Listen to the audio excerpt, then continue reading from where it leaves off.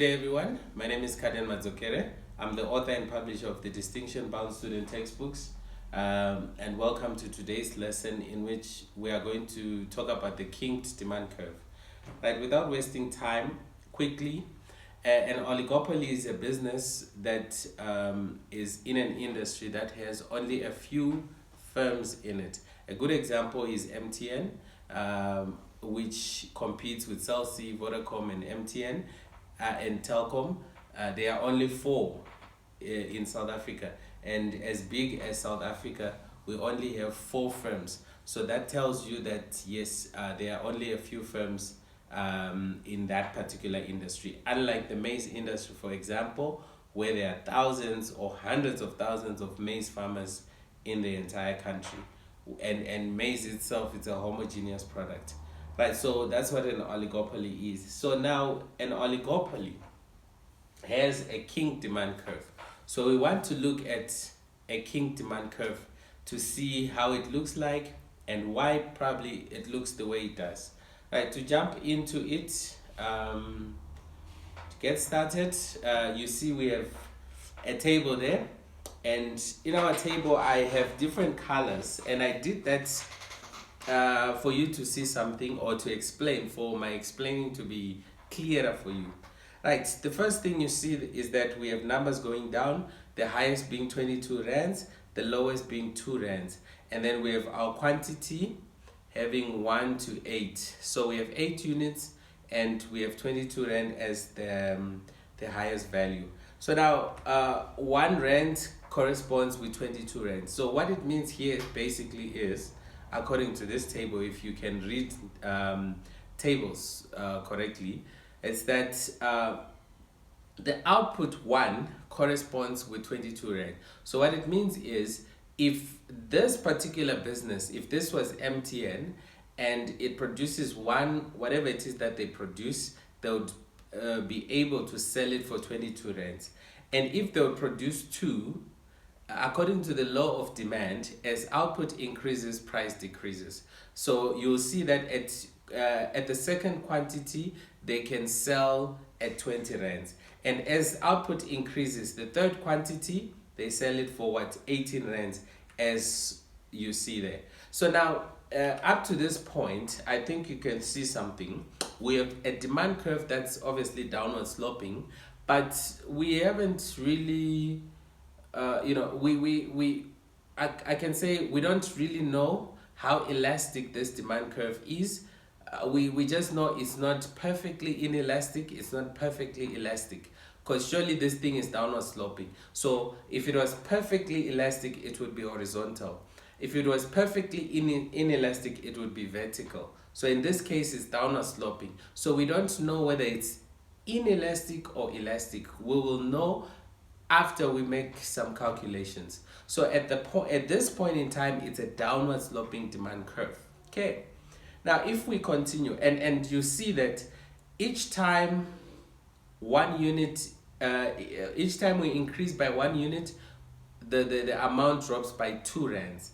Okay, let's see at a lower price. Now, we increased a unit from 5 to 6. And as we did that, our price dropped by 4 instead of dropping by 2. So now our price is dropping faster than the rate at which it was dropping earlier. Okay, you see, an increase by 1 rand, by 1 unit, drops the price by 4. So at this point, or at this lower price from say 14 going down, price is decreasing faster than the rate at which quantity is increasing. And obviously it works also the opposite direction, like when if the price goes down, quantity increases, or if the price goes up, quantity decreases. But now, how responsive is quantity demanded is basically what elasticity is. If there is no response completely, we say it's perfectly inelastic. If the response is to infinite, like in case of a perfect competitor, we say it is perfectly elastic. And in this case, let's find out how elastic these demand curves are. Now I'm saying these demand curves because clearly we cannot say we have one demand curve here. Well, we have two, but when we put those two together, then we call it a kinked demand curve if we call it one. But basically a kinked demand curve is made up of two curves, one which is elastic and one which is inelastic. So we join those two demand curves together, then we have a kinked demand curve, and we can clearly see the point where the demand curve kinks. I'll show you just now, right? When we join the other points, we have another demand curve. So the first one is in red, the other one is in blue, sky blue. So let's try to see how elastic each demand curve is. Do you think the top one is more elastic than the lower one? What do you think? But I think if you understand what elasticity really is, you can tell which one is more elastic than the other. Right, now, we all know the formula for calculating elasticity. It's percentage change in quantity demanded divided by percentage change in price. So that's what we are going to try and find out. So at a higher price, say of 18, if the price is high, 18, because according to our table here, a low price would be 2, the highest price is 22. So 18 is part of, we can call it at a high price. So at a high price of say 18 rands, if the price would be increased by this particular firm from 20 to 18, how responsive would quantity demanded be? Now, how responsive it is tells us how elastic that particular demand curve is. So if it responds more, we say it's highly elastic. If it responds less, we say it is maybe relatively inelastic or inelastic. But take note, I'm not saying perfectly, because those are the two extreme cases. We can do something like this. This is perfectly inelastic, this is perfectly elastic. Then we have other degrees in between, where we have one in the middle, which we normally call unitary elasticity or unitary elasticity. Now, in this case, let's do the calculation. So if the price would go up from 18 rands to 20 rands, that would be how much? 11% increase. Okay, you can calculate to see if I'm right. Then if the quantity demanded, then that increase in what? In price would cause a response or would change quantity demanded according to the rule of the demand rule. It would cause demand to drop by 33%. Okay. Now, using our formula, percentage change in quantity demanded divided by percentage change in price, it will be 33 divided by 11. Therefore, which will give us, but it will give us an answer which is greater than 1. 11 goes into 33 3 times. So it will give us 3. I hope I'm not lying. It will give us 3, positive 3. Now, our answer is definitely greater than 1, which means it is elastic. Okay, moving on to the next one. If we look at the lower demand curve, price would change at a lower price, meaning a price that's relatively low, like those blue, those blue prices. Now, price, if it changes from 6 to 10, which is what? 4 rand increase. If they increase from 6 to 10, here I'm increasing it, yes, by 4. There I did it by 2. But the main thing I was looking at, I wanted quantity to change by 1 unit. That's why I did it like that. So in this case, if price would go up from 6 rand to 4 rand, it doesn't really matter how much I make it go up. What matters is at what percent did it go up. Then we compare that, we use the formula percentage change. So you can even increase it by 2 rands if you want, but then the quantity would decrease by half. So instead of you saying quantity changes from 7 to 6, you would say it changes from 7 to 6.5. Then still you can work it out. You can calculate to see the percentage change. It won't give you a different answer. it will tell you the same thing, whether it's elastic or inelastic. And it being inelastic, the answer you get should be less than 1. Basically, that's what it means. All right, so in this case, percentage change. Now, if price changes by from 6 to 10, that will be 67% change. It will cause quantity demanded to decrease by 14. So that tells you this is relatively inelastic, because the percentage change in quantity demanded is very small. So a change in price does not do much in as far as quantity demanded is concerned. So we say that particular demand curve is relatively inelastic, like its response is small, its response is tiny. Right, with that said, let's find out now like if you were MTN, if you were Cell C, if you were Telkom, so how much would you sell your product? Well, you have to sell your product at a price where you can make the most total revenue.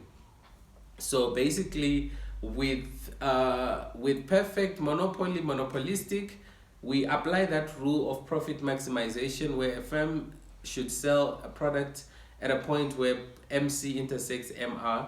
It's a bit different in as far as an oligopoly is concerned, because the oligopoly will have to apply sort of a different rule, because its demand curve is not the same as other market structures. Its demand curve is kinked. It has 2 demand curves that differ in elasticity, so it cannot really apply the same profit maximizing rule. However,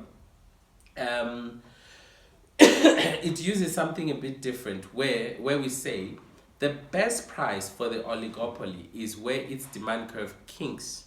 At the kink, that's the best price. So here the demand curves kink, or they meet at 14 rands, which is 5 units. We want to see, if we calculate, we want to see if that is the best price for this particular firm. So for us to find out, what I did is I said price times quantity. I got total revenue for each of the 8 outputs. So we start with 1. So 1 times 22, that gives us 22, 40, 56, 64. So at this point in time, we see that quantity number 6 is better than any other quantity. Let's look at the other ones. Sorry, I have flu, but I cannot stop making content, making videos for you, because you guys, when you are about to write, this and that. So I cannot wait for my flu. I have to do this. Right, if we look at a lower price, we have 60, we have 42, we have 16. 64 is still the highest. Now, let's now compare all these outputs with 5 units. So 5 units, according to me, would be the best. Let's find out how many. Yes, it is 14 times 5. It gives you 70. In this case, the best price for MTN is 14. If MTN increases its price to 16 in order for them to make more money, the problem is they won't, because their total revenue will decline. If MTN lowers their price to 10 in an attempt to lure customers to them, yes, it's going to work, but not really. Yes, they'll get more subscribers, more people using their network, but because of their price, they won't be able to maximize their total revenue. Their total revenue is maximized at 5 units, because that's where its demand curve kinks. There is no better price. Change these numbers if you want. Put numbers that go up at the same rate. If you want, instead of 1, say 5, 10, 15, 20. If you don't want 5, do it in 20s, 20, 40, 60, 80. And change price the way you want. If you want, say 20, 40, 60, anyhow. And then each time calculate, you will see that there is no better price than where the demand curve kinks. If you want, you can try that out. All right. So this is a cleaner graph, one without so many outputs and so on. You can also calculate here, have a look, say 10 times 150, you'll see that it's better than any other quantity, any other combination here. Well, if you don't understand, there's a comment section down below. I urge you to go there and tell us what you think is not clear in this video, and then I'll try to resolve whatever question it is that you may have. All right, as always, thank you so much. Subscribe, hit the notification bell in order for you to get notified every time we post. Thank you so much. God bless.